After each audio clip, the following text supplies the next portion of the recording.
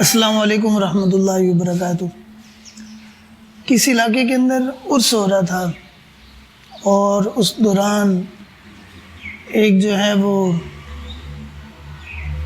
ذات کی جو کم ہوتے ہیں، میراثی بولا جاتا ہے اکثر ان کو، تو وہ خاتون جو ہے وہ وہاں پر ناچ رہی تھی اور ساتھ گاتی تھی کہ پیرا میں تیری ہاں، کہ پیر صاحب میں آپ کی ہوں۔ پیر صاحب اس کو سنتے رہے۔ ایک بار پیر صاحب نے کہا کہ قبل تو، پھر اس نے کہا کہ پیرا میں تیری ہوں، اس نے دوبارہ کہا قبل تو، تیسری بار اس نے پھر کہا تو پیر صاحب نے کہا قبل تو۔ اب حاضرین بھی موجود ہیں، گواہ بھی موجود ہیں، اور اس نے پیشکش کی ہے، پیر صاحب نے قبول کر لی ہے۔ تو جس وقت وہ میلہ ختم ہوا اور سارے جس وقت جانے لگے تو پیر صاحب نے اس کو پکڑا اور بغل میں ڈال کر چلو میرے ساتھ۔ ہماری قوم کے ساتھ بھی اسی طرح ہی ہوا ہے۔ اللہ تعالیٰ کی ذات نے اس کو ایک موقع دیا پوری دنیا کے اندر، کہ پوری دنیا کے دو حصے ہو چکے تھے اور اس نے ان دونوں کو آپس کے اندر جوڑا، لیکن وہ جس وقت جے ڈی ویسن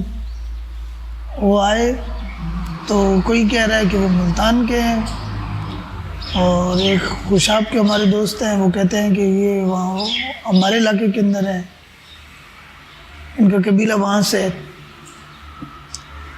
اصل جو بنیادی چیز تھی، نقطہ تھا، اس کو چھوڑ کر سارے کے سارے اپنے رشتہ داریوں کے ساتھ جوڑنے لگ گئے۔ تو اللہ تعالیٰ کی ذات نے اس خطے کو جو ایک مرتبہ اور مقام دیا ہے وہ تسلیم شدہ ہے۔ تاریخ کے اندر یہ بات پڑھتے تھے کہ اللہ تعالیٰ کی ذات نے پاکستان کو جو ہے وہ بہت مرتبہ دیا ہے، مقام دیا ہے، اور ایک ایک اس کا نام ہے، لیکن کہتے تھے یار پسماندہ ملک ہے، ہر وقت مہنگائی ہے، کسی نہ کسی دباؤ کے اندر رہتا ہے۔ حقیقت کے اندر یہ جو بات ہے نا، یہ بات تسلیم کرنے والی ہے کہ جو بہت زیادہ شریر ہو یا بہت زیادہ جو کام کا ہو یا جس کے اندر بہت زیادہ چالاکی ہو نا، جو ٹیچر ہوتا ہے، استاد ہوتا ہے، یا جو گھر کا کوئی سربراہ ہوتا ہے، وہ اس کو دبا کر رکھتا ہے کہ یہ باقیوں کو ماحول خراب کرے گا۔ تو اللہ تعالیٰ کی ذات نے پاکستان کو ایک صلاحیت تو دی ہے، لیکن ساتھ ہی ان طاقتور ممالک نے پاکستان کو تھوڑا سا پریس کر رکھا ہوا ہے تاکہ سر اٹھائے نہیں، اور اس کی حقیقی جو قیمت ہے وہ اس بار معلوم ہوئی ہے۔ اس سے پہلے جتنے بھی معاملات ہوئے وہ اپنے تھے، لیکن عالمی طور کے اوپر اتنی بڑی سطح کے اوپر جا کر کام کرنا یہ ضرور اللہ تعالیٰ کی ذات کا ایک پاکستان کے لیے اور پاکستانی عوام کے لیے تحفہ ہے۔ اور یہ بات اکثر ہم سنا کرتے تھے کہ پاکستان جو ہے وہ حرمین شریفین کے لیے ایک جو ہے وہ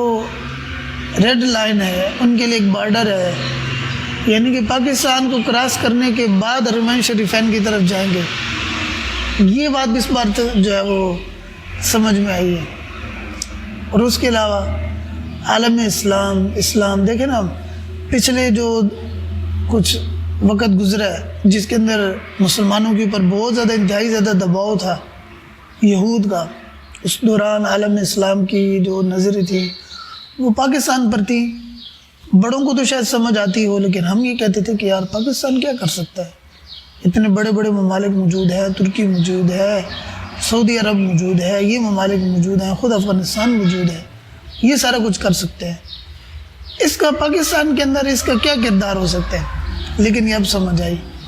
کہ یہ پوری دنیا کی شاہ رگ ہے، اور اللہ تعالیٰ کی ذات نے اس کو ایک جو ملکہ عطا فرمایا ہے،